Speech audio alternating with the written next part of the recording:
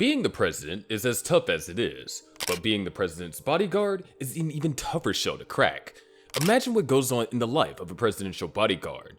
Well, buckle up as we reveal what happens behind the superhero cape. Before we go into the depths, make sure to like and subscribe if you want to know the secret lifestyle of presidents. Being a presidential bodyguard is like walking on thin ice. You never know when you're going to get sucked into the icy cold water underneath. And if you think that we're exaggerating, then you need to watch what happened during the Haiti assassination attempt against the president, Ariel Henry. The incident occurred as the president took part in a church ceremony. It is clearly visible that at the sound of the first, the bodyguards did not waste time for a second thought and rushed to shield the president towards the vehicle. Being a human shield is not an easy choice, is it? If these bodyguards did not act quick, the fate of the whole state would have been changed within a few seconds, and that's why we call them the superheroes without the cape. So what goes behind their preparation? How are they trained to recognize even the minor threats? Let's look at a detailed analysis on how the greatest bodyguards are chosen. The first step begins with the initial screening. Obviously, not all receive protection. It was revealed at the US Secret Service website that neither do they decide who requires protection, nor do they independently protect someone. It's all up to the Secretary of Homeland Security. In this video by CBS Mornings, you can see what the host Nate had to undergo. He claims it to be the toughest test he has ever gone through. This shows that not everyone is cut out to become a presidential bodyguard. Having the physical strength or agility is not just enough. You need to have it all. Unlike the vice president of Argentina's bodyguard, who let her get so close to the crowd that she ended up having to come face to face with a handheld gun. She could have only been saved because the gun jammed, or else you know what would have unfolded. It is therefore evident that only a person with the strength, intelligence, agility, and attention to even the tiniest details can become a perfect bodyguard, which leads us to the next step, rejecting unfit candidates. Step 2 begins with background verification. Out of 27,000 applicants, not everyone gets elected. Even for just a normal 9-to-5 job, only the lucky few get selected. Therefore, when it comes to selecting a presidential bodyguard, the chances are even slimmer. Maybe about 270 can get selected. You should be proud of yourself to be even sitting in the selected chair, says the Secret Service. The rejection process is done on the basis of their background check. The 1% of selected applicants go through an in-depth background examination, ranging from their education, family, previous employment, earnings, and even societal background. Those who pass this test will obtain top secret clearance. Not even one detail should be found faulty. The applicant must be 100% eligible for this position. The test is not in here though. You also have to go through a polygraph test to prove your eligibility. This is claimed to be the hardest of all tests. So if you are a person who can disclose even the most intimate of your secrets, then you might have a chance of passing this test. And if this isn't hard enough, here comes another step to the process, which is step 3, the training. After the credential verification, if lucky, half of the candidates could get selected. This is where the hardships begin. Take a look at this video on the hardcore training shared by the Secret Service themselves. This might make you guys reconsider applying to become the elite bodyguards. Once the applicants get past all the initial tests, they are sent to the Secret Service Training Center. The trainees are reminded of their basic principles each day to make sure they do their best. This is a job that must be a zero-fail mission because it is the top authority's life that you're dealing with, which means being as perfect as possible is a mandate in this specific job. Even the tiniest mistakes could cause considerable harm. You need to be perfect all day, all the time. The trainees are then put to a physical examination to ensure that you always stay in your top physical condition. The attacker will not give you hints before attacking. You should be prepared to defend and protect anytime and anywhere.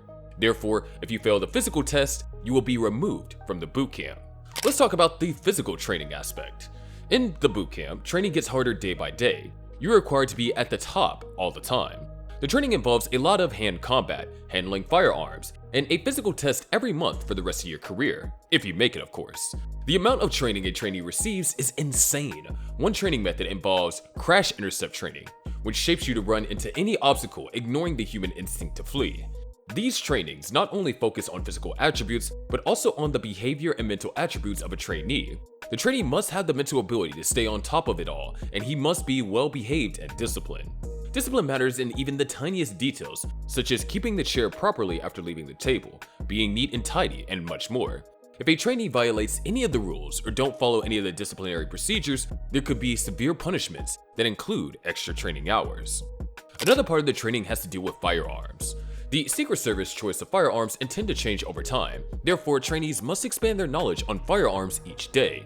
The training process remains the same for each trainee. They must go an extensive 104 hours of training, which includes testing on both physical abilities and decision-making skills. The ability and precision in handling any firearm is taken into account under this training method. The firearms used for training include a Remington 870 shotgun, Sig Sauer P229 pistols, and trainees must showcase the accuracy in handling these firearms. The next thing is offensive driving. The training also involves handling different vehicles, beginning from small to heavier vehicles. They also need to be well aware of J-turns, offensive driving, and what it is like when they're caught in an upside-down vehicle. The recruits do not have to deal with real-life cars. They have simulations that rotate the car upside down in order for them to experience what it is like and to escape from the situation. A car is not the only vehicle that you'll have to deal with either, and this is an important part you need to pass the boot camp. The next thing is the water-based training. In water-based scenarios, trainees are given endurance training underwater. Not only this, but they need to escape from a scenario of a helicopter flipped upside down underwater and help in escaping the president as well. Considering the average time limit a human can hold his breath is 90 seconds, you will need to hurry up. Even if this scenario is unlikely to happen in real life, this is necessary to pass the boot camp. Now moving on to our next step, which is step 4, which involves tear gas chambers. As we all know, tear gas is so dangerous that it can cause serious harm, such as burning eyes, chest tightness, choking sensation, and it can even shut down your respiratory system. And yes, recruits are required to undergo this test as part of the training to be the perfect bodyguard. Now you can imagine how this training could end up for the recruits. Under this test, the trainees are required to stand in a closed room that is filled with tear gas for a couple of minutes without panicking or passing out. Trainees with high tolerance might pass this test, but they'll come out feeling dizzy, throwing up, or feeling intense pain. I mean, imagine how sickening it could be.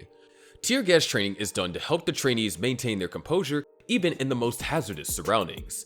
This endurance helps the trainees in the next and in the final step of the training process. And for step number 5 involves real-life scenarios. Training and simulations are far from real-life experiences. Therefore, the trainees are given realistic scenarios where they experience what it's like to actually defend and protect, like this video trainees protecting the target and quickly handling the attacker with firearms, all while ensuring the target's safety. Trainees are exposed to a variety of such real-life demonstrations so that they don't panic or act out in case of an actual scenario. The training forms the basis of the recruiter's ability to quickly think, adapt, and function as a team in case of emergencies. The trainees must also pass the high-pressure test by utilizing their rapid thinking skills, assessing the enemy, and choosing the appropriate action to tackle them. Despite all this training to sharpen skills of a trainee, there are a few more that are kept secret. For instance, Air Force training relating to the president's plane and more is kept as a secret, because if revealed, you know what might happen. What we mean to say is that these are only a few bits of the training, and there's a lot more that is still not revealed to the public. Regardless, it is hard to pass the boot camp. Being an elite bodyguard might provide a bulky paycheck and a royal status, but it is not the easy task you might have assumed it was by now. Comment down your thoughts about the training process these professionals go through. Presidents are very powerful, but do you know who else is more powerful? Well, be sure to watch this video to find out the insane power of the Russian oligarchs.